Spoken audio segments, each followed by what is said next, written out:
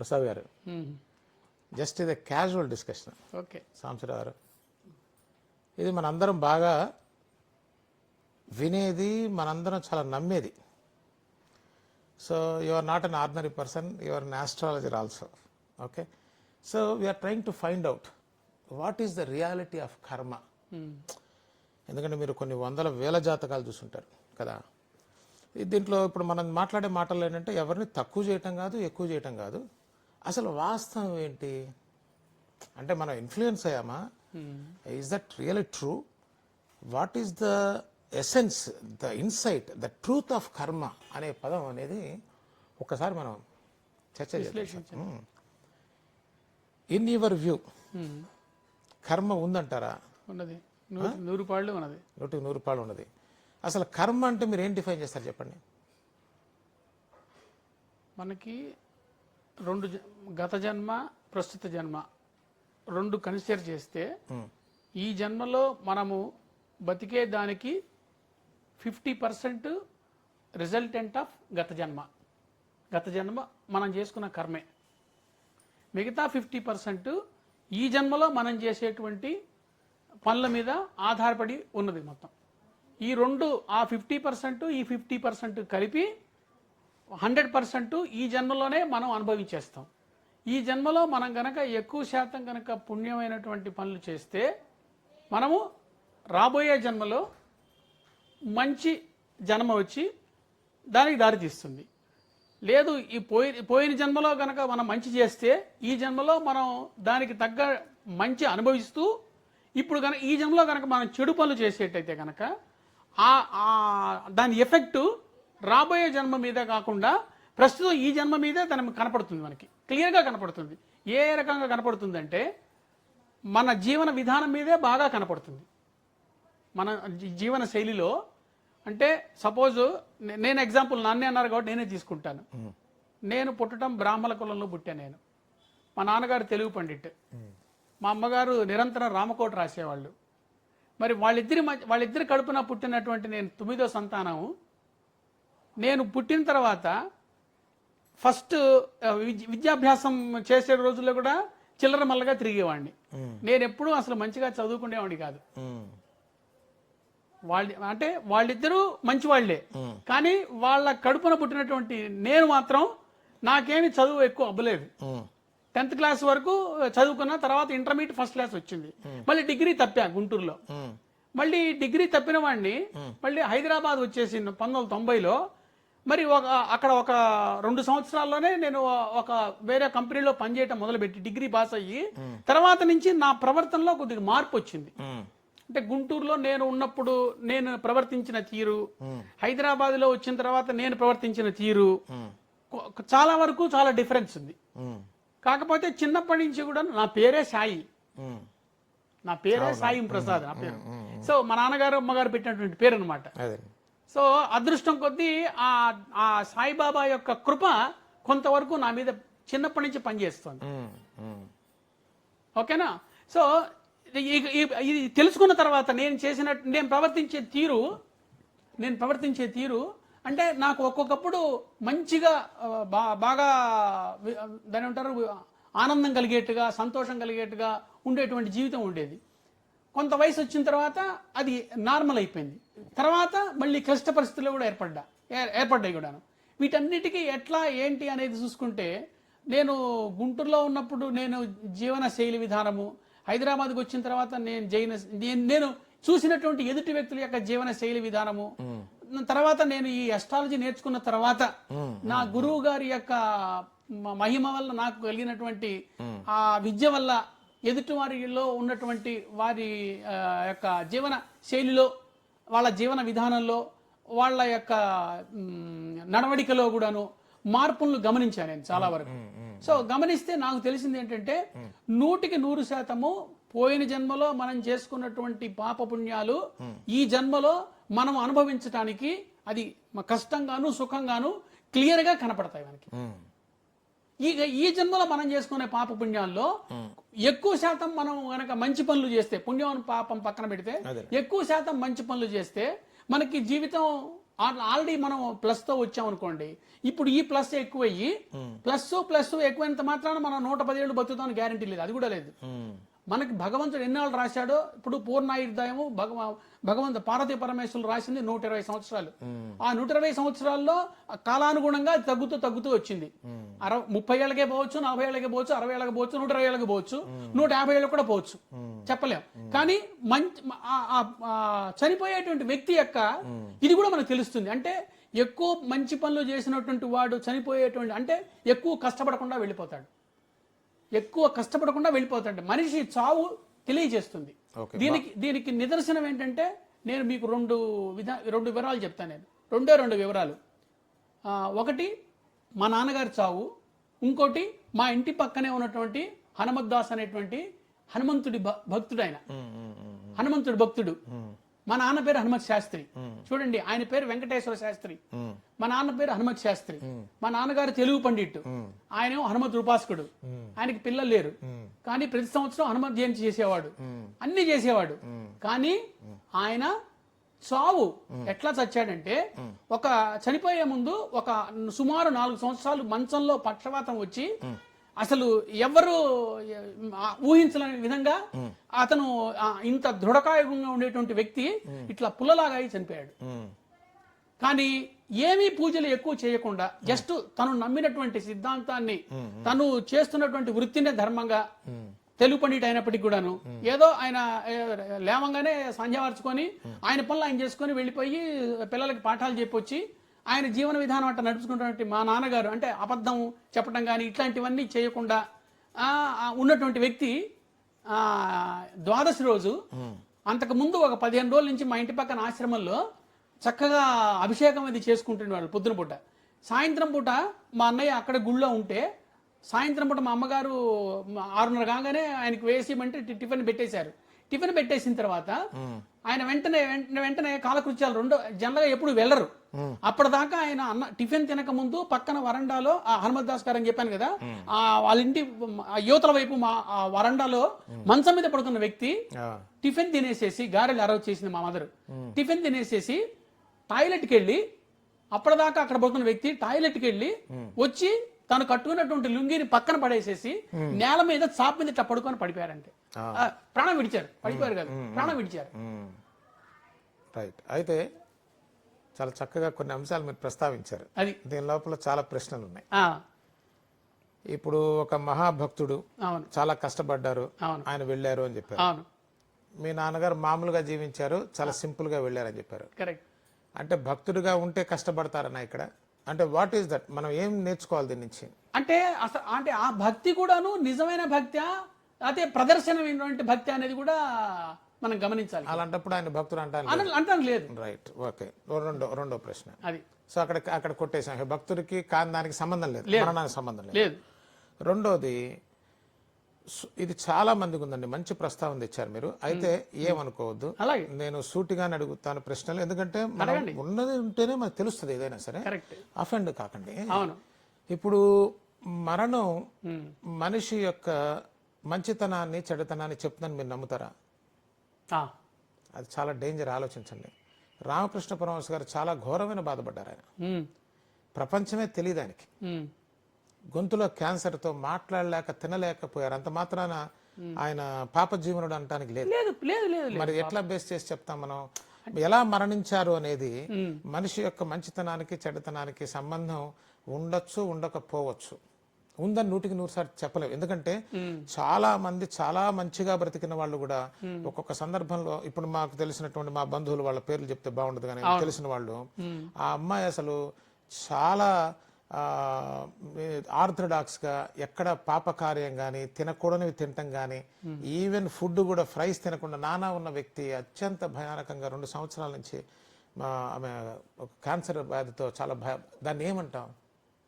ఇప్పుడు అట్లాగే ఇప్పుడు నేను చెప్పిన దానికే మీకు మళ్ళీ ఇంకొకటి, మీరు చెప్పిన దాంతో కూడా నేను ఏకీభవిస్తా.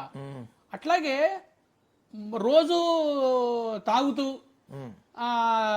వేరే వ్యవహారాలు లేకుండా అంటే తన కుటుంబ జీవనాన్ని సాగిస్తున్నటువంటి వ్యక్తి కూడా దసరా రోజు గణకదుర్గ గుళ్ళో చచ్చిపోయాడు, మా బావమరిది, సొంత బావమరిది. మరి అప్పుడు దాన్ని ఎట్లా మీరు డిఫైన్ చేస్తారు? అది ఎట్లా అంటే అది ఎట్లా డిఫైన్ చేస్తామంటే అది గత జన్మలో వాళ్ళు తెచ్చుకున్నటువంటి పుణ్యఫలం వల్ల ఈ జన్మలో వాళ్ళు చేసినటువంటి దాన్ని కొంత మైనస్ అయిపోయి బ్యాలెన్స్ సార్ గత జన్మకి మళ్ళీ వద్దాం.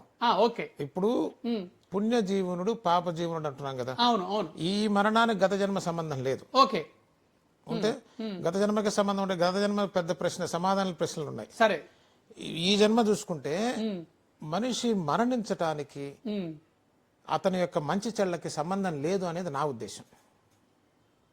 అంటే అప్పుడు నేను ఈ ఎగ్జాంపుల్ తీసుకుంటే మాత్రం మంచి చెడ్డలకి సంబంధం ఉందని మీరు కూడా అంటారు. ఎట్లా చెప్తానంటే ఏదైతే అంటే తావుడు అనేది అది చెడు కార్యం అవ్వచ్చు కానీ వేరే వాళ్ళకి ఇబ్బంది పెట్టినంత వరకు ఇబ్బంది లేదు.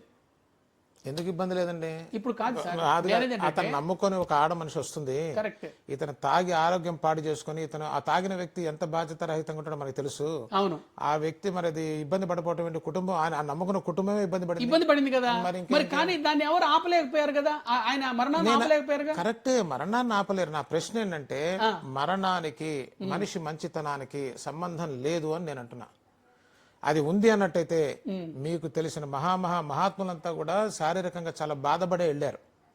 దానికి సమాధానం చెప్పవలసిన అవసరం వస్తుంది. ఇది మనం కల్పించిన ఇదే తప్ప లాజికల్ ఈక్వేషన్ లేదు. నేను చెప్తాను చూడండి, మనిషి మంచికి చెడుకి సంబంధం చావులో లేదు, ఎలా బ్రతికాడు అన్న దాంట్లో ఉంది. ఇప్పుడు నిత్యం ఘర్షణలో, నిత్యం బాధలో కొట్టుమిట్టాడుతూ చివరికి శివరాత్రిని పోతే ఏం వస్తుంది చెప్పండి? అది మన తృప్తి కోసం వేసుకున్నటువంటివి చాలా ఉన్నాయి దీంట్లో. ఎందుకంటే అది హేతువాదానికి, అంటే హేతువు అంటే కారణం, సరైన లాజిక్కి నిలబడదు. ఆలోచించండి, ఇప్పుడు రమణ మహర్షి గారు ఆయన ఎట్లా పోయారు? ఆయనకన్నా గొప్ప వాళ్ళ ఎవరన్నా? ఆయన మహాజ్ఞాని, జ్ఞానికి కర్మే ఉండదు, ఎగిరిపోతాయి శాస్త్రాలు మొత్తం. శాస్త్రం కాదు, వాస్తవం. జ్ఞానికి దుఃఖం లేదు, భయం లేదు, బాధ లేదు అన్నది it's scientifically you can prove it. I can prove it. ఆయన మరణం పాప ఆయన గొంతుతో అదే ఆ రాచకురుపుతో బాధపడిపోయారు. రామకృష్ణ పరమహంస గారు అట్లే పోయారు గొంతు దాంతో. సాయిబాబా కూడా కొన్నాళ్ల పాటు చివరిలో ఈ వామిటింగ్ చేసుకుని బాధపడ్డారు. మరి వీళ్ళ ముగ్గురు పాపజీవులు అవ్వాల్సి వస్తుంది. అప్పుడు మీరు చెప్పిన లాజిక్ అంటే వేరే వాళ్ళ యొక్క వాళ్ళని నమ్ముకున్న వాళ్ళ యొక్క బాధల్ని వీళ్ళు తీసుకున్నారని ఇవన్నీ కాకిపిట్ట కథలు. ఎందుకంటే వాళ్ళది అనుభవించే వాళ్ళు పోవాలంటే అసలు సాయిబాబా నిలబడటానికి అవకాశమే లేదు. అసలు ఒక అడుగు కూడా తీసేయలేడు. ఇంతమంది కర్మలు ఆయన తీసుకున్నప్పుడు చివరిలో పోవటం ఏంటంటే అర్థం లేకుండా. He has lived a normal life. దానికి అంటే సాయిబాబా గురించి ప్రస్తావన వచ్చింది కాబట్టి నాకు తెలిసింది నేను చెప్తాను. నేను అనుకున్నది ఏంటంటే ఆయనకి వెళ్ళిపోతున్నాడు అన్న సంగతి ఆల్రెడీ ఆయనకి ప్రత్యేకంగా తెలిసింది, బాబాకు తెలిసింది కాబట్టి. కానీ ఆయన ఎవరికి చెప్పదలుచుకోలేదు. ఓకే, అంతవరకు. అంతేగాని ఎవరితో తీసుకొని మీద వేసుకోవడం ఉండదు, ఎవరికి చెప్పదలుచుకోలేదు. అది అది అది అది అది కాదు. అంటే కొన్ని సందర్భాలు చూపిస్తే చూపించారు, కొన్ని సందర్భాల్లో అదే గనక నిజమైతే ప్రతి భక్తుడి యొక్క కర్మ మీద వేసుకుంటే మరి అసలు మనిషి ఉండటానికి వీల్లేదు, నిలబడలేరు అసలు. తీసుకొని ఆయన దగ్ధం చేయవలసిన అవసరం కూడా లేదని నా ఉద్దేశం, వాళ్ళ యొక్క శక్తికి. అంటే ఎందుకు తీసుకున్నారంటే ఆ టైంలో తనకు అతను ఎవరు తాత్య వాళ్ళ మదర్ చేసినటువంటి సహాయం, ఆయన ఎప్పుడు అక్కయ్య అని పిలుస్తుండేవాడు కదా.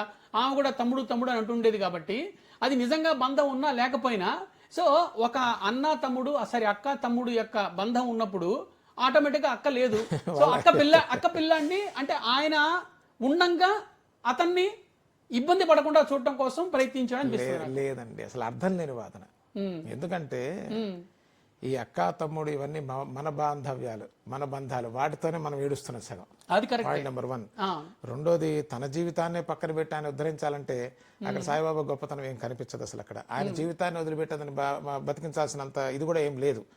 తర్వాత వీళ్ళు ఏదైనా మహాత్ములైపోయి పుణ్యపురుషులై లోక కళ్యాణార్థం ఏమైనా చేశారంటే అట్లాంటివి ఏం లేవు. I'm talking straight. ఇవన్నీ మనం పెట్టుకున్నటువంటి ఈ కథలు తప్ప దానికి వాస్తవికత ఎక్కడ కనిపించదు.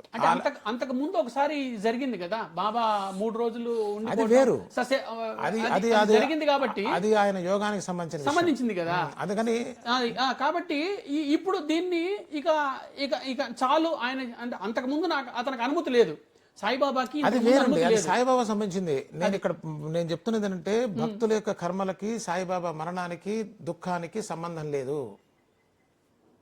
ఆయనే తీసుకోవాలి, తీసుకుంటేనే అది పోతుంది అనేటట్టయితే అసలు ఈ కాంట్ ఈవెన్ ఇమాజిన్. 1000 కోట్ల మంది భక్తుల యొక్క కష్టాలు మొత్తం తీసుకుంటే ఒక భక్తుడి కష్టంతో అంత కష్టం ఉంటే మిగతా వాళ్ళంతా తీసుకుంటే అసలు ఇది లాజికల్లీ ఇట్ ఈస్ నాట్. అంటే ఏదో రూపేణ వెళ్ళిపోవాలి కాబట్టి వెళ్ళిపోయారు అంతే. So there is no relation between these two. Okay. నా పాయింట్ ఏంటంటే మనిషి మరణం మనిషి యొక్క మంచితనాన్ని కానీ గొప్పతనాన్ని కానీ చెప్పదు, అంటే సూచిస్తుంది, చెప్పకపోవచ్చు. ఈ సూచనలు మనకొద్దు. Let us talk about what is reality.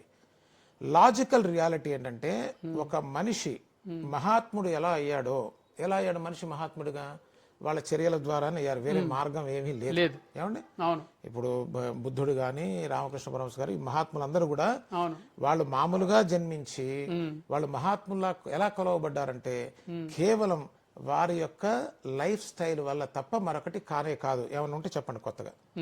It's pure the way they live their life made them mahatmas. అంటే మనకి అంటే నా జీవితంలో నాకు జరిగిన సంఘటన నేను ప్రతిదీ ఉదాహరణగా తీసుకుంటాను నేను. అందుగురించి నేను అంత మిగతా లోతుకి వెళ్ళలేకపోయాను నేను.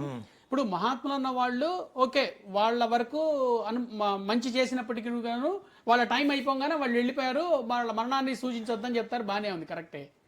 కానీ మనకి కొంతమంది వాళ్ళు మంచి చేసిన వాళ్ళు వెళ్ళిపోవటం, అంటే బతికున్నప్పుడు మంచిగా ఉండి వెళ్ళిపోవటం కూడా అనాయాసంగా వెళ్ళిపోయిన వాళ్ళని చూసుకొని అనేక రకాల సిగ్నిఫికెన్స్ లేదనేది నా పాయింట్.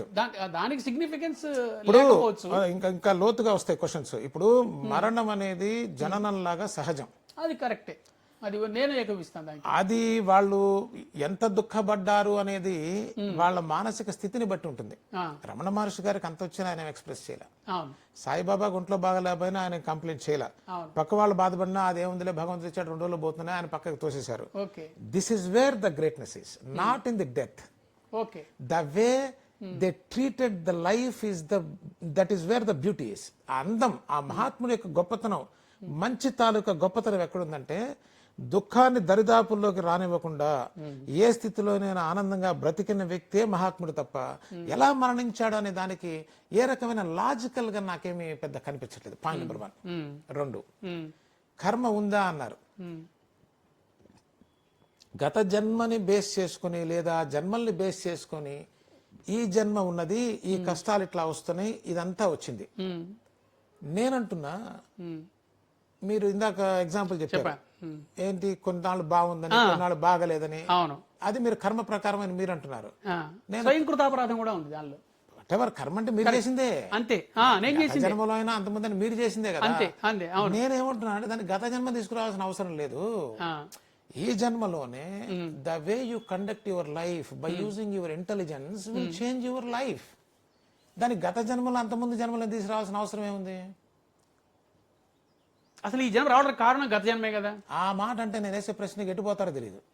వెయ్యండి. అప్పుడు మొదటి జన్మకి ఏ కర్మ కారణం అని అడుగుతారు. ఎప్పుడు ఈ జన్మకి గత జన్మ కారణం అన్నప్పుడు అవును, నా మొదటి జన్మకి ఏ కర్మ కారణం? మనం గత జన్మ అంటే గత జన్మలో కూడా మనం మానవులుగా పుట్టాల్సిన లేదుగా. ఏదన్నా 80 లక్షల జీవరాశుల్లో ఏదో రకంగా మనం పుట్టాం కదా. ఎట్లున్నా సరే అసలు మొదటి జన్మకి కర్మ కారణం కాదు అసలు. అప్పుడు దానికి కర్మ ఎందుకంటే వాటికి వివేకం లేదు కదా. ఇప్పుడు అన్నిటికీ అంటే ఈ వివేకం ఉన్నప్పుడే ఈ కర్మ వస్తుంది. వివేకం లేని వాటికి కర్మతో పని లేదు. జన్మ అప్పుడు అదే కదా సార్. ఇప్పుడు పశువులకి వివేకం లేదు కదా. ఎందుకు లేదు? పశువులకి వివేకం ఎక్కడుందండి? ఎందుకు లేదండి? కొడితే పరిగెడుతుంది, పెడితే వస్తుంది. అట్లా కాదు, వాళ్ళకి మనుషులకు ఉన్నట్టు జ్ఞానం లేదుగా. వాటికున్న వివేకం వేరు. ఇక్కడ నేను కాంట్రడిక్ట్ చేస్తున్నా. మనుషులకు జ్ఞానం ఉందనేది నాకు ప్రశ్న, ఉందా లేదా అనేది. ఆ తర్వాత పెద్ద సబ్జెక్ట్ అది. తెలివితేటలు ఉన్నాయి. జ్ఞానం లేకపోవచ్చు కానీ తెలివితేటలు ఉన్నాయి. తెలివితేటల వల్ల ఈ suffering a lot. I don't think that's a good thing. అక్కడికి వెళ్ళకండి. అది ఇప్పుడు నేను వేసిన ప్రశ్న సమాధానం లేని ప్రశ్న. జిల్లెళ్ళ మూడమ్మ గారు పండితులను వేస్తే వాళ్ళు ఎవరు సమాధానం చెప్పల. ఉమ్. జన్మకు కారణం కర్మ అన్నప్పుడు మొదటి జన్మకు కారణం ఏంటి? ఈ మధ్యకాలంలో గరికపాటి నరసింహారావు గారు కూడా ఈ ప్రశ్న గురించి పాపం ఎవరో వేశారని చెప్పడానికి ప్రయత్నించారు, కానీ కింద కామెంట్స్ చూస్తే ఆయన చెప్పింది ఎంతవరకు సమంజసంగా ఉంది అందరికీ తెలుస్తుంది. అదే దాని గురించి నేను మాట్లాడను. ఆ, but I have a view on that thing. Correct. అది ఇక్కడ ఇప్పుడు ఇట్లా బయట పెట్టే వ్యవహారం కాదు. అవును అవును. కర్మ జన్మకి కారణమా అనేది ఒక పెద్ద ప్రశ్న. ఉమ్. ఎందుకు చెప్తున్నావు కర్మని? కర్మని తీసుకురావాల్సిన అవసరం ఏముంది ఉమ్. చెప్పండి. గత జన్మ కర్మను తీసుకురాకుండా ఈ జన్మను చుట్టానికి కుదరదా? దాని యొక్క అవసరం ఏముంది? దాని అవసరం ఏముంది అంటే అంటే నేను నార్మల్ వ్యక్తిగా కాకుండా కొంత దీనిలో జ్యోతిష్యుడిగా మాట్లాడుతున్నా తప్పకుండా. కాబట్టి Yes, yes, నాకు ప్రతిదీ నాకు అదే కనపడుతుంది నాకు. అదే కాదంటున్నా నేను. అది ఎందుకనంటే వి ఆల్ ఆర్ కండిషన్ అండి ప్రసాద్ గారు. ఆలోచించండి, నేను చెప్పింది మీరు నమ్మాల్సిన అవసరం లేదు, నమ్మరు కూడా. ఆ, కానీ నేనేమంటున్నానంటే don't believe it, at the same time please don't reject it, okay just give a thought to it. Okay. నా ప్రశ్న ఏంటంటే నా ప్రశ్న కాదు, వాస్తవం చూడండి. మనం కండిషన్ చేయబడలేదా? కండిషన్ చేయబడటం అంటే పరిస్థితులు పెద్దవాళ్ళు చెప్పటం వల్ల అవును. మన కర్మ. ఇప్పుడు కర్మ అనేది ఎందుకు వచ్చింది నేను చెప్తా, తప్పైతే మీరు చెప్పండి. అసలు ఈ కర్మకి ఎక్కడ పుట్టిందో నేను చెప్తా. మనిషి పుట్టాడు మామూలుగా, ఆది మానవుడే అనుకోండి. మనిషి పుట్టాడు, ఈ తెలివితేటలు మీరు సోకాళ్ళు తెలివితేటలు అన్నారు కదా, ఆ తెలివితేటలో పుట్టాడు వాడు. పుట్టిన తర్వాత మనిషికి కష్టం వచ్చింది. ఎవరికి వాడు ఏమనుకుంటాడు? ఎవరికి వారు ఆడవాళ్ళు అయినా మగవాళ్ళు అయినా ఏమనుకుంటారు? నేను చాలా ఉత్తముణ్ణి, నేను చాలా మంచివాడిని, నేను ఏం చేశానని భగవంతుడా నాకు ఈ కష్టం ఇచ్చామని అడగరు. అడుగుతారు, గ్యారంటీ అడుగుతారు. అడగని వాళ్ళు లేరు. లేరు. ఇక్కడ పుట్టిందండి karma. Because we don't know why we're suffering. మనం కష్టం ఎందుకు వస్తుందో మనకి తెలియట్లా. అందుకని ఏం చెప్పాడు వాడు, వీళ్ళు అడిగాడు ఏమంటే నాకు ఎందుకు వస్తుందండి కర్మ, నాకు ఎందుకు వస్తుందండి కష్టం, నేను ఎందుకు దుఃఖపడుతున్నానండి, నేను అంతా మంచిగా ఉన్నాను కదండి అని అంటాడు. వాడికి తెలియదు వీడు ఎట్టున్నాడు లేదా ఈమె ఎట్లుందో. సింపుల్గా ఏం చెప్పారంటే గత జన్మ చేసుకున్న కర్మమ్మ అది అని చెప్పకుండా, అంతేకాకుండా ఆ కర్మ అనుభవించక తప్పదు అని చెప్పాడు. ఇది చాలా పెద్ద డీప్ సబ్జెక్ట్ అండి. మీరు అస్ట్రాలజీ అన్నారు కాబట్టి మీతో అంటే లాజికల్ గా మాట్లాడతారు కాబట్టి నేను మిమ్మల్ని అడుగుతున్నా. ఓకే. నేను చూసిన దాంట్లో ఈ కర్మ పుట్టుకకి కారణం ప్రస్తుత కష్టానికి కారణం తెలియపోవటం వల్లే కర్మ పుట్టింది. లేకపోతే అసలు కర్మకి జన్మ లేదు, కర్మ అనే పదానికి విలువ లేదు. ఇక్కడ నేను మీతో చెప్పండి. ప్రస్తుత కష్టానికి మనకి తెలుసు కదా మనం ఎందుకు కష్టపడుతున్నామో ఈ జన్మలో చేసే వాటికి. మనకి కొన్ని కష్టాలు తెలియకుండా వస్తున్నాయి. దానికి గత జన్మ కారణం. అది నేను అంటున్నా.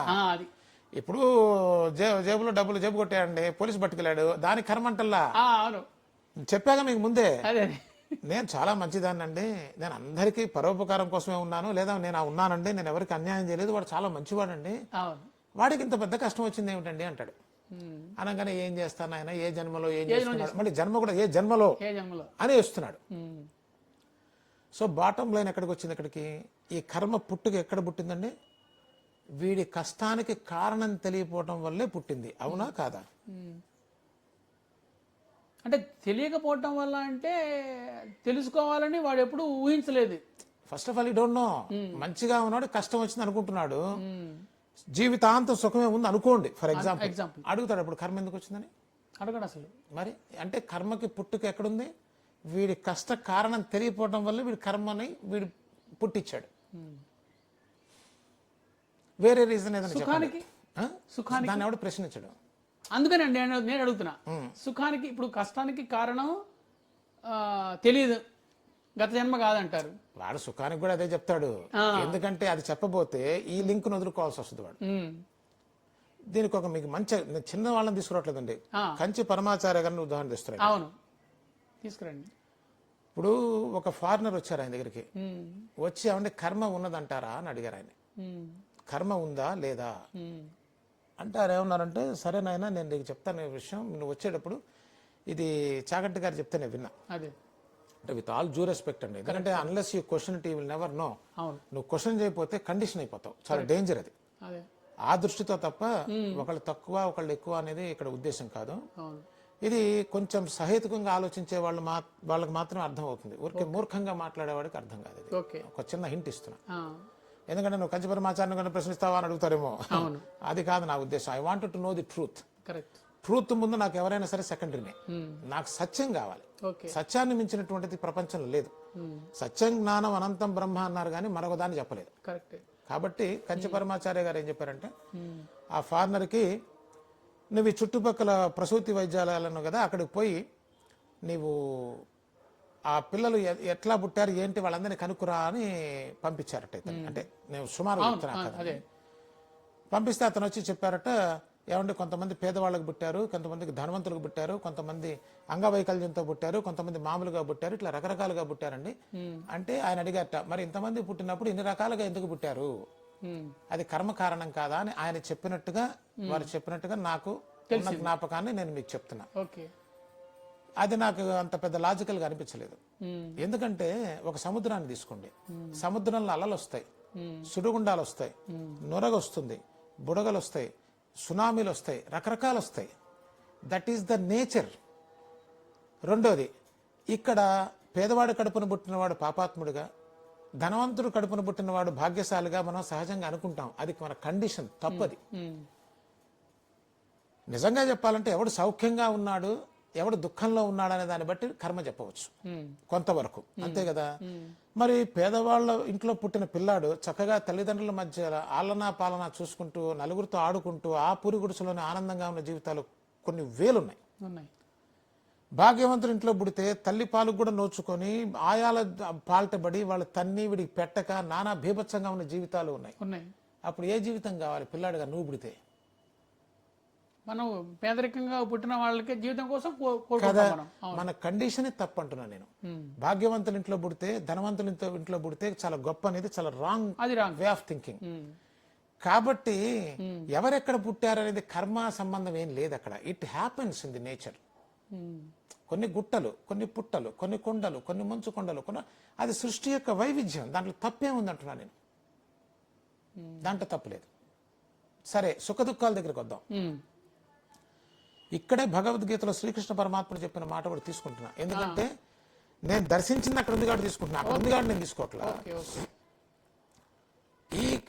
ఇప్పుడు కర్మ గత జన్మది అక్కర్లా, ఇప్పుడు ఈ జన్మలో మీరే అన్నారు కదా, మీరు ఆలోచించండి. ఇవన్నీ పక్కన పెట్టేసి మీరు సహేతుకంగా తెలివిగా ఆలోచన చేసి తార్కికంగా పనిచేసినప్పుడు మీరు సుఖంగా ఉన్నారు. సోమరితనంగా జులాయిగా బాధ్యతారహితంగా వేరు విధంగా ఉన్నప్పుడు మీరు దుఃఖపడ్డారు. As simple as this. అంతే, అది కరెక్ట్. దీనివల్ల ప్రమాదం ఉందండి. కర్మ ఉన్నదా లేదా అంటే, కర్మ ఉందా లేదా ఏంటి? పని చేస్తే ఫలితం ఉంది, పని చేయకపోతే ఫలితం లేదు. As simple as that. నువ్వు కర్మ అంటే గత జన్మలకే వేయాల్సిన అవసరం ఏంటి అంటున్నా నేను. వేస్తే ప్రమాదం నేను చెప్తా ఏంటో. అది ఉంటే నాకేం నష్టం అండి? తీసుకోవచ్చు కదా. అయితే దాని లోపల ఘోర ప్రమాదం ఉందంట. ఏంటో చెప్పంటారా? నాకు ఏ కష్టం వచ్చినా నేను గత జన్మ అనేది దాన్ని కనుక నేను వేసేసుకున్నాను అనుకోండి, ఫినిష్. ఇక నేను నా సమస్య మీద నేను ఇక వర్క్ చేయను. మీకు అర్థమైంది కదా. నా తెలివి తక్కువతనం గత జన్మ కర్మమ్మ, వాడి సోమర్తనం గత జన్మలో ఏం చేశాడో, వాడి యొక్క దుర్మార్గం, వాడి యొక్క కపటత్వం, వాడు చేసేటువంటి నీచమైన చర్యలు, వాడు స్వార్థంతో చేసేవన్నీ కూడా వాడు గత జన్మ ఫలంగా వచ్చినాయని చెప్పి వీడు తప్పించుకుంటున్నాడు. రెండోది ఏమవుతుందంటే, మనిషి దుఃఖానికి ఓటు వేసినట్టు అవుతుంది కర్మను ఒప్పుకుంటే. చాలా డేంజర్. దీనికి కృష్ణుడు చెప్తున్నా నేను. కర్మ నిజంగా ఉన్నా సరే నేనేమంటున్నా, you can burn it out. చాలా మంది చెప్పటం విన్నానండి, చాలా బాధాకరంగా ఉంది. ఎందుకంటే మనుషులందరూ చాలా దుఃఖపడతా ఉన్నారు దీనివల్ల. ఇది ఆషామాషే విషయం కాదు. కర్మ ఎట్టివాడినైనా వదిలిపెట్టదు. ఈ మధ్య పెద్ద మీమ్ పంపించేశారు అందరికీ, ఎవరినైనా సరే కట్టిగా ఇది చేసేస్తుంది, ప్రతివాడు అనుభవించి తీరాలి. Non sense. అదే మాటను కరెక్ట్ అయినట్టయితే కృష్ణుడు చెప్పింది తప్పు. అప్పుడు కృష్ణుడు ఏం చెప్తున్నాడు? జ్ఞానాగ్నిదగ్ధ కర్మాణం అని చెప్తున్నా. ఎటుపోతున్నాం మనం అంతా కూడా? దుఃఖాన్ని ప్రోత్సహిస్తున్నాం, కష్టాన్ని ప్రోత్సహిస్తున్నాం. మనిషి దుఃఖంలోకి మరింత కూపంలోకి తోసేస్తున్నాడు, వాడిని సోమరిపోతం చేసేసి. Non sense. ఈవెన్ రాముల వారికి వశిష్ఠుల వారికి జరిగినటువంటి ఆ సంవాదంలో కూడా కర్మని దగ్ధం చేయొచ్చు అని చెప్తా ఉంటే అక్కడ there is a grave danger because of that mind set. That is what I'm telling. మహాప్రమాదం దాగుంది. దానివల్ల ఏమవుతుందో తెలుసా అండి, కర్మ అనేది వీడు బయటపడటానికి వీలు లేకుండా వాడు సోమరపోతిగా ఉంటున్నాడు. కర్మ is an escape in resolving the problem. వీడు కష్టపడకుండా సోమరపోతలా కూర్చొని వాడు పైకి వచ్చాడు అంటే వాడు జన్మ బొంద, వాడు రెయిన్ బగలు కష్టపడి చదివాడా. తర్వాత చాలా గొప్ప విషయం అండి, పోనీ చూడండి మన దృష్టంతా కూడా ప్రపంచం మీదే, మన కర్మంతా ప్రపంచంలోనే ఉంటుంది. వీడేం చేస్తాడంటే వాడు బాగా గొప్పగా చదువుకున్నాడు, అది చేశాడు ఇది చేశాడంటే చాలా గొప్పవాడండి, వాడు గొప్ప ఐఏఎస్ ఆఫీసర్ అయ్యండి, ఐపీఎస్ ఆఫీసర్ అయ్యండి, ఓ మినిస్టర్గిరి వచ్చిందని అంటారు. నేను అడుగుతున్నా, అది గొప్ప కర్మ వల్లే ఉంది, కర్మ కాలిపోయి కూడా రావచ్చు. ఎందుకో తెలుసా అంటే openly I'm talking, you go and talk to them. వాళ్ళకి నిద్ర లేని రాత్రులు, తిండి లేనటువంటి తినలేనిటువంటి పరిస్థితి, నిత్యం భయంతో చేయలేక వదలలేక భయంకరమైన జీవితాలు గడుపుతున్న వాళ్ళు కూడా ఉన్నారు. అందరూ అలా ఉన్నారు అంటలా. మరి అప్పుడు అది పాజిటివ్ అయిందా నెగిటివ్ అయిందా? అది వాళ్ళ వాళ్ళ బతుకుల్లో వాళ్ళకి. You cannot decide positive or negative just by an event. మీరు ఎలా డిసైడ్ చేస్తారు పాజిటివ్ ఆ నెగిటివ్ మంచా చెడా అనేదంటే నువ్వు ఎంత దుఃఖరాహిత్యంగా ఉన్నావో అంత పుణ్యం. ఒకవేళ పుణ్యం అనేది ఉంటే ఆ పదం వాడితే అర్థం అవుతుందని. ఒక్కటి తెలుసా అండి, ఈ ప్రపంచంలో అత్యంత ఘోరమైన పాపం ఏంటో చెప్పండి.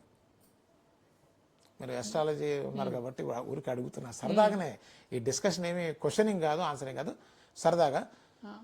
ఈ సృష్టిలో భయంకరమైన పాపం ఏంటి చెప్పండి? అసత్యం పాపం. అసత్యం ఆడటం అనేది పాపం కాదండి. ఎదుటివాడిని మీ చెడు కోరుకోవటం పాపం కాదు. కొత్తగా చెప్తున్నా నేను. నిన్ను నువ్వు హింసించుకోవటమే మహాపాపం. దాన్ని మించిన పాపం ఇంకోటేది నా దృష్టిలో. ప్రతి మనిషి చేస్తున్నది ఏంటంటే నిత్య జీవితంలో తనను తాను నిరంతరం క్షోభ పెట్టుకుంటా ఉన్నాడు. అది కర్మ వల్ల కాదు, నీ అజ్ఞానం వల్ల, నీ మీద రుద్దబడిన కండిషన్ వల్ల నువ్వు నాశనం అయిపోతున్నావు మిత్రమా. నేను చెప్తున్నాను, నేను జీవిస్తూ చెప్తున్నా, నీకు ఆనంద మార్గం తెరిచే మార్గం ఉంది. భగవంతుడు అంటే ఎంతసేపు మనం లైన్లలో దోసుకోవటం, ప్రోటోకాల్స్లో పోవటం, లోపల నుంచి ఈ గందరగోళంలో పడి అసలు భగవంతుడు అనే దానికి అర్థం లేకుండా చేస్తా ఉన్నారు. నేను అడుగుతా ఉన్నా, ఈ క్షేత్రాలు తిరిగినా, ఏ గురువుల దగ్గరికి పోయినా, ఏ క్రియలు చేసినా, ఏ క్రతువులు యజ్ఞాలు యాగాలు ఏం చేసినా సరే మనిషికి సుఖమైతే రావట్లేదు. అక్కడ లేదు, అసలు ఉందని చెప్పమనండి ఎవరన్నా సరే, లేదు అక్కడ ఉందని ఏ మహాత్ముడు చెప్పలా. అంటే ఆ టైంకి సుఖం అనిపిస్తుంది మనిషికి. అదే అనిపిస్తుంది మీరే అంటున్నారు, వాళ్ళు లేడు సార్. ఎందుకు సార్, మనమే ఉన్నాం, ఒక తీర్థక్షేత్రానికి బయలుదేరుతాం, బస్సు ఎక్కేటప్పుడు అక్కాయ అన్నయ్య అన్నయ్య పలకరించుకుంటారు, బస్సు బయలుదేరి ఫస్ట్ స్టాప్ లో యుద్ధం మొదలు. నువ్వు క్షేత్రం దాకా పోవక్కర్లా, క్షేత్రానికి బయట దగ్గర నుంచి ఎప్పుడెప్పుడు ఇంటికి పోదామా ఎప్పుడెప్పుడు ఇంటికి పోదాం అనుకుంటారా? అనుకుంటారు. ఎందుకు అనుకుంటున్నావు? నువ్వు అన్ని మోసంలో బ్రతుకుతున్నావు. నిన్ను నువ్వు నయ వంచన చేసుకున్నావు. అక్కడ అంత కష్టపడి ఎక్కడికి వచ్చి పక్క వాళ్ళతో చెప్తే బాగుండదని. ఎలా జరిగింది? ఆ బ్రహ్మాండంగా జరిగింది దర్శనం. ఎక్కడ దర్శనం? నేను లాగవతలు బారేశారు అక్కడ. అంటే అందరూ అలా ఉన్నవాళ్ళు లేరు, అందరూ ఇలా ఉన్నవాళ్ళు లేరు. ఒక్కళ్ళని చూపించండి నాకు, ఒక్కళ్ళని చూపించండి నాకు. అంటే కష్టాల్లో కూడా సుఖంగా ఉండగలిగిన వాళ్ళు ఉన్నారు, బతికిన వాళ్ళు ఉన్నారు. సార్ కష్టం అంటే మీరు డిఫైన్ చేయండి అండి. ఇప్పుడు వాడు సుఖంగా ఉన్నాడంటే వాడు కష్టంలో లేడని అర్థం. అంటే అంటే ఇబ్బంది కష్టం పక్కన పెట్టండి, ఇబ్బంది అది ఇబ్బందే కాదంటున్నా నేను వాడికి. నేను గ్రాన్యులకి వెళ్ళి చెప్తున్నా ఏంటంటే, ఒక మనిషి మానసికంగా మనస వాచ కర్మణ ఎలా ఉన్నాడనేదే ఇంపార్టెంట్ తప్ప నేను డిఫైన్ చేసిన సుఖాలు, నేను డిఫైన్ చేసిన దుఃఖాలకి మీనింగ్ లేదండి. అదన్నీ కూడా ఎవడో నా మీద రుద్దినటువంటి అబద్ధపు ప్రచారం. అది నిజంగానే క్షేత్రంలో ఆనందం ఉంటే అక్కడే ఉండరాదా? ఉండలేరుగా అక్కడ. అంటే అక్కడ లేదనేగా. ఇక్కడ ఉండమని ఎవడు చెప్పాడు? యువర్ టూరిస్ట్ ఆఫ్టర్ ఆల్ కదా. టూరిస్ట్ వంకలు చెప్తారండి ఎక్కొట్టడానికి. వాస్తవాన్ని ఒప్పుకోలేడు మనిషి. ఎందుకంటే వాడికి ఎటు పోవాలో తెలియటల్లా. దుఃఖాన్ని కూడా ఎందుకు యాక్సెప్ట్ చేస్తున్నాడంటే ఆ దుఃఖం నుంచి బయటికి వచ్చే మార్గం తెలియటల్లా. వాడికి అన్నీ అయిపోయినాయి. ఈ మధ్య చేశాను చూడండి వీడియో. జాతకాలు అయిపోయినాయి, కర్మలు అయిపోయినాయి, రంగురాళ్ళు అయిపోయినాయి, పూజలు అయిపోయినాయి, పునస్కారాలు అయిపోయినాయి, ఉపన్యాసాలు అయిపోయినాయి, గురువులు అయిపోయినారు, భజనలు అయిపోయినాయి, క్షేత్రాలు అయిపోయినాయి, అన్నీ అయిపోయినాయి. చివరికి పేర్లు కూడా మార్చుకుంటా ఉన్నారు. కానీ వీడి సస్య సుఖం రావట్లా. అట్లా వచ్చిందని నాకు ఒకటి చెప్పమనండి. అట్లా రాదు అసలు. అక్కడ ఉందని ఎవరు చెప్పాడు నీకు? మీ ఉద్దేశంలో సుఖం అంటే ఏంటి మరి? ఎప్పుడైతే నీ అంతరాత్మలో ఘర్షణ లేకుండా ఉంటావో, సుఖం అనేది ఒకటి డిసైడ్ చేసేది కాదు. మన జీవితంలో సుఖం ఒకటి డిసైడ్ చేస్తున్నాడు. ఉద్యోగస్తురా శబాష్ శబాష్ అని వాడుతున్నాడు, కానీ వీడి గుండె పగిలిపోతుంది, అక్కడ ఏం చేయాలి రాని నాన్ సెన్స్. అది కాదు. మనస వాచ కర్మణ ఆంతర్యంలో నువ్వు ఒక ఘర్షణ లేని స్థితికి ఎప్పుడు చేరుతావో అది బాహ్య ప్రపంచం నుంచి చస్తే చేరలే. అందుకోసమే ఇన్ని వేల కోట్ల సంవత్సరాలుగా మనిషి జీవితం అంతా బాహ్య ప్రపంచంలోనే ఉంది. బాహ్య ప్రపంచంలో నీకు ఏ కంట్రోల్ లేదు అసలు. ఎందుకంటే నీకు నువ్వే కండక్ట్ చేసుకోలేని వాడివి. ఈ రెండు మనసుల్ని కండక్ట్ చేయడం ఏనాటికి సాధ్యపడదు. బాహ్య ప్రపంచంలో నీ స్వతంత్రం 10% కూడా లేదు. అంత ప్రపంచంలో నీకు 100% నీకు స్వతంత్రం ఉంది. కానీ ఏనాడు నీకు అది పట్టల. ఇంతకన్నా దౌర్భాగ్యం ఇంకోటి. మనిషి యొక్క తెలివితేటలు ఈ మాత్రం తెలుసుకోలేని దానికి ఏం చేసుకునే తెలివితేటలు చెప్పండి నాకు. బాహ్య ప్రపంచంలో రాకెట్లు కనుక్కున్నాడు, విమానాలు కనుక్కున్నాడు, అన్ని కనుక్కొని ఏడుస్తూ పోతున్నాడు విమానంలో, ఏడుస్తూ పోతున్నాడు కారులో, ఈఎంఐలు కట్టలేక, కుటుంబ సమస్యలైన, మానసిక ఇబ్బందులైన, ఆనందంగా ఎగురుతూ వెళ్ళినవాడు నాకు ఒక్కడిని చూపించండి. ఒక్కడిని. ఐఎమ్ ఆస్కింగ్ ఆనెస్ట్లీ, ఒక్కడిని. వాడు శాస్త్రవేత్త కావచ్చు, డాక్టర్ కావచ్చు, యాక్టర్ కావచ్చు, ఆర్టిస్ట్ కావచ్చు, సైంటిస్ట్ కావచ్చు, ఎవడే కానీ ప్రపంచంలో ఒక్కడంటే ఒక్కడు కూడా ఉన్నాడని నాకు చెప్పమనండి. మనసా వాచా కర్మణ. మనకు వెతికితే దొరుకుతారనేది నా నమ్మకం. అది ఆశ. ఇన్నాళ్ళు కనిపించలా మీకు ఒకళ్ళు? నేనే ఉన్నాను కదా మీ 50 సంవత్సరాల జీవితంలో ఉన్నాను. నేను ఇబ్బందులు వచ్చినా, కష్టం వచ్చినా నేను హ్యాపీగానే ఉన్నాను. ఎప్పుడు బాధపడలేదు. I don't know what do you mean buy happiness. అంటే ఒకటి సంతోషంగానే ఉన్నాను నేను. హ్యాపీ అంటే నా ఉద్దేశంలో సంతోషమే. సార్ ఒకటి చెప్పనా, ఏ వ్యక్తి కూడా నేను కష్టపడ్డాను చెప్పడు. ఇప్పుడు నేను ప్రశ్న అడిగితే ఈ చూసేవాళ్ళు ఎవరైనా సరే మీరు కష్టంలో ఉన్నానంటే నోర్మై నాకేం కష్టం, నేను చాలా హ్యాపీగా ఉన్నాను అంటాడు తప్ప నేను కష్టంలో ఉన్నాను సార్, నాకు తృప్తి లేదు, నా లైఫ్ కంప్లీట్గా లేదు అనే భావమే వ్యక్తం చేస్తాడు. ఎందుకో తెలుసా? వాడికి నామర్ద. అదే తృప్తి ఉంటే వీడు పరిగెత్తాడు సార్. నాకు సమాధానం చెప్పకండి. మీ మనసులో మీరు ప్రశ్న వేయండి. పొద్దున్న లేచి రాత్రి లోపు ఎన్నిసార్లు మీ మనసు కష్టం గురి అవుతుందో ఒకసారి చూడండి. ఎన్నిసార్లు మీరు ఎదికి చూస్తారు. ఇట్లా ఉన్నవాడికి దేవుడితో ఏం పని సార్ అసలు? కష్టమే లేని వాడికి దేవుడు ఎందుకండి చెప్పండి? దేవుడిని నమ్మని వాడు, పూజ చేయని వాడు ఎవడైనా ఉన్నాడు అసలు? ప్రతివాడు చేస్తాడు. ఎందుకు చేస్తున్నావు? ఏం అడుగుతున్నావు ఆయన? నువ్వు పూర్ణానందంలో ఉన్నప్పుడు నీకేం పని దేవుడితో?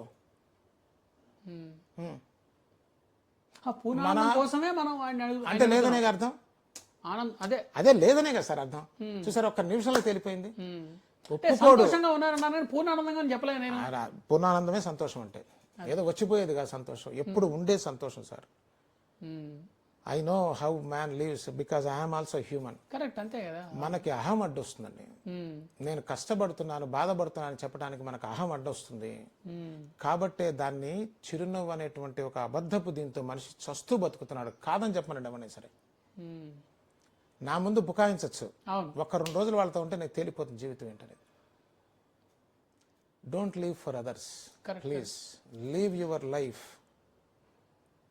మన కోసం మనం బతకాలి. ఎవడు బతకట్లా అనుకుంటున్నాడు వాడు, కానీ నిరంతరం ఎదుటి వాడేసే ముష్టి సర్టిఫికెట్ కోసమే బతుకుతున్నాడు. దాంతో నేను ఇట్స్ ఓవర్ కదండి. నేను ఎప్పుడైతే ఎదుటివాడి సర్టిఫికెట్, నాకు బానిసత్వం కానీ నాకు స్వతంత్రం ఏముంది? అవును, చెప్పండి. ఎందుకు ఒప్పుకోరు సార్ ఎవరు కూడా? నా మీద యుద్ధానికి వస్తాడు, నేను కష్టం నువ్వెట్టు చెప్తావని. నేనేం చెప్పను, నాకు అనవసరం కూడా. నువ్వెట్టుంటా నాకెందుకు? నాకు తెలుసు కాబట్టి, నేను చూశాను కాబట్టి, దాని నుంచి బయటకు వచ్చి ఉన్నాను కాబట్టి ఇంత ధైర్యంగా చెప్పగలను. 2 నిమిషాల్లో ఓపెన్ చేయగలను. వాడు ఎన్ని అబద్ధాలన్నా సరే, వాడు ఎంత బుకాయిస్తే ఒక 1 రోజులు మన ఇద్దరం కలిసి ఉందని రా అంట, ఫినిష్ అయిపోతుంది. ఉండలేడు. ఎంత మనం చూసిన కొంది అంత భయంకరంగా అనిపిస్తుంది. ఎందుకో తెలుసా అండి? ఒక రీజన్, ప్రపంచంలో నీకున్న స్వతంత్రం నాట్ ఈవెన్ 10% మిత్రమా. No matter what you do. నీ భార్య కావచ్చు, నీ పిల్లలు కావచ్చు, నీ ధనం కావచ్చు, నీ పదవి కావచ్చు, నీకు ఈ ప్రపంచం మొత్తం రాసించినా సరే నీ యొక్క స్వతంత్రం దాని మీద ఓన్లీ 2 to 3%. అంతే. లాజికల్ గా కూడా చెప్పగలరు. ఎందుకో? ఎందుకంటే నీ మైండే నీ కాన్ఫ్లిక్ట్ లో ఉంది. కొన్ని 100 మైండ్స్ తో ఇంకొక మైండ్ చాలండి, వీడితోనే వీడు వస్తున్నాడు. He can't live by himself. Where is the freedom, where is the happiness? I'm asking. సాధ్యమేనా అసలు అది? ఒక మనస్సు ఉంటే మనిషికి వాడు ప్రశాంతంగా ఉండగలడా అండి? మనసు పరిపరి విధాలుగా వెళ్తుంది కాబట్టి ఇంకా ఆనందం ఎక్కడిదని నేను ప్రశ్నిస్తున్నా. అదే ఉంటుందా? నిజం చెప్పండి. ఆనందంగా ఉన్నట్టు నటిస్తున్నాడు. Now you are talking. అది ఇప్పుడు వాస్తవం చెప్పాను.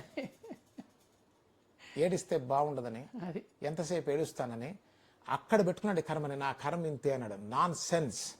నేను చెప్తున్నా మిత్రమా, ఇఫ్ యు ఆర్, నువ్వు జీవోత్సవంలా బ్రతుకుతున్నావు, మనిషిలా లేచిరా, ఒక్క రోజులో నిన్ను మారుస్తా. నువ్వు మారాలనుకుంటే, లేకపోతే ఎవడు మార్చలేడు. కృష్ణుడే మార్చలేవాడు అర్జునుడిని. అవును ఆ పిచ్చి మాట నేను చెప్పను. అదే కానీ నీకు సమాధానాలు తెలియక, ఎక్కడ ఇరుక్కున్నావో తెలియక కొట్టుమిట్టాడుతున్నావో, నాకు ఒక మిత్రుడిగా చెప్తున్నా, నాకు వచ్చేది లేదు, నాకు రావాల్సింది కూడా ఏమీ లేదు. అంతేగా. I can tell outrightly, I don't want anything. వా ప్రపంచం అంతా దేనికోసం పెరుగుతుందో దాన్ని వదిలేసి కూర్చున్నవాడు నేను. అది నాకు వీడిచ్చేదేంటి వచ్చేదేంటి అక్కర్లేదు అది. అక్కర్లేదు. ఎందుకంటే దాంట్లో ఏం లేదు కాబట్టి. దాంట్లో ఏదైనా ఉంటే నాకు కావాలి, అది దాంట్లో ఏం లేదు. అదే కాబట్టి నేను చెప్పేది ఏంటంటే మిత్రమా, ఇఫ్ యు ఆర్ సీరియస్, ఎందుకంటే పాపం మానవ జాతి కూడా నిస్సహాయంగా ఉందండి. ఇది ఇంతే, ఇది ఇంతే, ఈ దరిద్రపు భావజాలంతో కూరుకుపోతా ఉంది రోజు రోజుకి. నేను చెప్తున్నా మిత్రమా, you can come out if you are serious. It doesn't take a penny. అసలు దానికి ఏం అవసరంలా. నువ్వు తపస్సులు చేయక్కర్లా, యజ్ఞయాగాలు చేయక్కర్లా, సంవత్సరాల తర్వాత రిజల్ట్ రాదు. It is instantaneous. Switch on చేస్తే లైట్ రావడానికి ఎంతసేపు పడుతుందో దానికన్నా ఫాస్ట్గా వస్తుంది ఇది. But be honest, be honest. నువ్వు నాతో బ్లఫ్ చేస్తే నీకు నష్టం తప్ప నాకేం లేదు. అంతే కదా. I know you. I'm representing the whole humanity, you are representing the whole humanity. మీలాగే ప్రపంచం అంతా ఉంటుంది, అందరు అలాగే ఉంటారు, వేరుగా ఉంటారు. అందరికి భయం ఉంది, అందరికి కోపం ఉంది, అందరికి ఇష్టాలు ఉన్నాయి, అందరికి అన్నీ ఉన్నాయి, భయాలు ఉన్నాయి. You are not different from them. Correct. But I have come out of all that stream. దాన్ని చెప్పడానికి చాలా ధైర్యం ఉండాలి. ఎందుకంటే ప్రతి సమస్యకి మూలాన్ని చూసి దాన్ని మూలంలో దగ్ధం చేసే మార్గం ఉంది.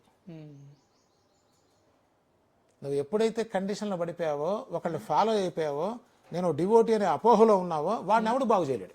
వాడిని ఆ దేవుడు కూడా బాగు చేయలేడు. నేను ఫలానా వారికి మహాభక్తుడిని అనుకున్నాడా, ఆ దేవుడు కూడా వీడిని బాగు చేయలేడు. ఎందుకంటే వీడు కాదు. డివోటీ సంథింగ్ డిఫరెంట్ అండి. డివోటీ ఈ cannot be devotee. He is a just actor. ఆ కోరికల్ని అడుగుతున్నాం మనం. వాడు డివోటీ ఎట్లా అవుతాడు? అవును, వాడు ఆర్తుడు, ఆర్తితో ఏడుస్తున్నాడు, ఓ భగవంతుడు అది, ఓ భగవంతుడు. వాడికి డివోటీకి సంబంధం లేదు, వాడు డివోటీ కాదు. డివోటీ అంటే ఎవరు తెలుసా అండి? ఈ సర్వదరిద్రాలని దరిద్రాలుగా చూసి పక్కన బారేసి ఆణిముత్యంలాగా నిలబడి భగవంతుడి కన్నా పవర్ఫుల్ గా ఉంటాడు. ఎందుకంటే భగవంతుడు కంటికి కనిపిస్తాడు. అందుకోసం ఆంజనేయ స్వామికి అందరు చేయొద్దన్న పెట్టేది ఏంటంటే, ఆయన యొక్క భక్తి ఆంజనేయ స్వామి అసలు అక్కడ లేడు, అక్కడ ఉన్నది రాముడు. రాముడికి యాక్చువల్గా ఉన్న పవర్ కన్నా ఎక్కువ ఉంది ఆంజనేయ స్వామికి. Devotion is something different. చాలా మంది అంటారు సామాన్య మానవులు గొప్పగా ఉండలేరు. డోంట్ ఆస్క్ సామాన్య మానవులు. సామాన్య మానవులు అంటే ఏంటి? నా ఈర్ష్యాద్వేషాలతో నేను ఉంటా, నేను బుర్ర ఉపయోగించను, నా సోమరితనం, నా భయంకరమైన స్వార్థము, వీడు సామాన్య మనిషి అంతేగా మన దృష్టిలో. మరి వాడు ఎలా ఉన్నతంగా ఉంటాడు? Leave him alone. వాడికే పట్ల, దేవుడికి అసలు పట్ల, ఎవడికి ఇంకోటికి పట్ల. వీళ్ళు చెప్పిన బోధ, వీళ్ళు చెప్పింది ఎవరికంటే నిజమైన పురుషులకి. అంటే పురుషులు అంటే స్త్రీలు కాదని కాదు అక్కడ. అంటే ఆ ప్రయత్నం ఉండి నేను దీని నుంచి బయటికి రావాలి అనుకున్న వాడికి మార్గం ఖచ్చితంగా 1000 పాళ్ళు ఉంది. వచ్చిన వాళ్లే సాయిబాబా, మిగతా వాళ్ళ పేర్లు చెప్తే బాగుంటుంది. కానీ వాళ్ళు మాట చెప్పారు, ఈ మాట చెప్తే గుండె పగిలిపోతుంది వినే వాళ్ళకి. అలాంటి వాడు ఒకడు కూడా రాలేదురా అని చెప్పారు. పరమ వాస్తవం. See look at how pathetically we are living. Correct correct. ఆయన ఉన్నప్పుడే ఎవరు రాలేదని ఆయన స్వయంగా చెప్పాడు. ఆయన కృష్ణుడు ఎంత చెప్తే అర్జునుడు మళ్ళీ మొదటికి వచ్చాడు.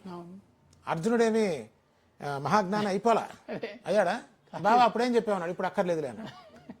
అయిపోయింది, పర్పస్ అయిపోయింది కదా. What a unintelligent people we are. Where is the intelligence అండి? తెలివితేటలు ఎక్కడున్నాయి? ఈ సృష్టిలో ఒక్క మనిషి ఇంత కష్టపడుతున్నాడు కానీ ఈ సృష్టిలో ఏ జీవ జంతు జాలానికి ఇంత దరిద్రం లేదండి. వీడికి వచ్చినా బాధే, రాబోయినా బాధే, ఉన్నా బాధే, పోయినా బాధే, వీడికి ఉన్నదే బాధ అంతే. What do you call it an intelligent life? I don't think so, honestly speaking. నీకు ఇంటెలిజెన్స్ ఉంటే maybe he is misusing that intelligence. Maybe I'm asking if you know it. I don't use in right way. వీడికే ఇంతమంది ప్రవక్తలు కావాలి, ఇంతమంది అవతారాలు కావాలి, ఇన్ని శాస్త్రాలు కావాలి, ఇన్ని పుస్తకాలు, ఇన్ని ప్రవచనాలు, ఇన్ని దేవాలయాలు, ఇన్ని క్షేత్రాలు ఓరన్న అదే ఆయన ఏడుస్తున్నాడు వీడు. అవును. Is that an intelligence? That is not intelligence కాదు. At least if we realize that, at least the life will start. That's what I'm saying. Don't run behind karma and nonsense. కర్మని దగ్ధం చేయగలిగిన శక్తిని జ్ఞానానికి ఉంది. కాబట్టే మహాత్ములకి శరీరానికి వచ్చిన దాన్ని ఆనందంగా చూస్తూ ఉండగలిగిన మార్గం ఉందిరా అని చూపిస్తే వాళ్ళ దగ్గరికి పోయి నాకు అది ఇది అని మళ్ళీ ముష్టెత్తుకుంటా ఉంటే what is that mean? Correct. అది అడగకూడదు. వాళ్ళు అడగాల్సింది అడగకుండా అక్కర్లేనివన్నీ అడిగి నువ్వు అడిగినా నీకు లక్ష్య ఇచ్చినా అదేరా నాయన. అది అంతే. When are you going to wake up? అవును. This is for a real people అండి. రియల్ పీపుల్కి ఏదో బతుకుతున్నాం, ఏదో పోయినప్పుడు పోయాడు ఈ పిచ్చి పిచ్చి నమ్మకాలు, పిచ్చి పిచ్చి వ్యవహారాలు, ఎంత తప్పించుకునే బ్యాచ్ తప్ప బ్రతికే బ్యాచ్ కాదు. చస్తున్నారే కానీ బ్రతుకుతున్న వాడు ఎవడున్నా అండి? అదే. If you have to live, live with your intelligence. ఏమైపోయింది? నీకు అన్ని తెలివితేటలున్నాయి, దేశాన్ని ముంచేస్తా ఉన్నావు. అవును. లేనిపోయిన చెత్త చెదారం పెట్టుకొని నువ్వు చస్తున్నావు. పక్క మానవుల్నే గాక జంతువుల్ని, వన్యప్రాణుల్ని అన్నిటినీ నాశనం చేస్తున్నాడు ఈ దుర్మార్గుడైనటువంటి మానవుడు. వీడు తెలివిగలవాడంటే నాకు అసలు I can't take it. Okay. At least do you agree? Yeah. Don't agree for my sake. Karma is a concept to escape from resolving the problem. ఏముందండి మనిషికి? దుఃఖం లేకుండా పోవడానికి కావాల్సింది కర్మ కాదండి, దరిద్రం. నీ తెలివితేటలు. రాముల వారికి బోధించిన బోధంతా అదే కదా. నీ కర్మే నువ్వు అనుభవిస్తే ఈ గుళ్ళు ఎందుకు, ఈ గోలు ఎందుకు? మళ్ళీ కొంచెం రెమెడీ అంత భోగస్. ఇఫ్ యు ఆర్ అట్లా అని బయటపడ్డారా? ఎవడు బయటపడలే వాటి వల్ల. ఏ రాయి పెట్టుకున్నా లేదు, ఏ రాప పెట్టుకున్నా లేదు. కొంచెం బెటర్ అండి అంటాడు. ఏం బెటర్ అండి? Life is changing. ఎట్లా అండి? See life is changing boss. Change is life. Life is not a stagnant thing. Life మారుతూ ఉంటుంది. నువ్వు చిన్నదానికి పెద్దదానికి ఎందుకు సెటిల్ అవుతున్నావు? మహాత్ములు కానీ శాస్త్రాలు కానీ వీళ్ళందరూ చెప్తున్నది ఏంటంటే నువ్వు అద్భుతంగా ఈ జన్మలో మోక్షం పొందొచ్చురా నాయన అని చెప్తా ఉంటే మళ్ళీ దానికంటాడు మన లాంటి వాళ్ళకి ఏముంటుందండి, ఆ కరెక్ట్ అట్లాగే ఉండు. Live that kind of you know mediocre life. మోసం సార్ ఇది. మనిషికున్న ఇంటెలిజెన్స్ సర్వకర్మల్ని దగ్ధం చేయగలదు. ఇది మనకి శాస్త్ర ప్రమాణం ఉంది, స్వానుభవం ఉన్నది. అదే నేను చెప్పదలుచుకుంది.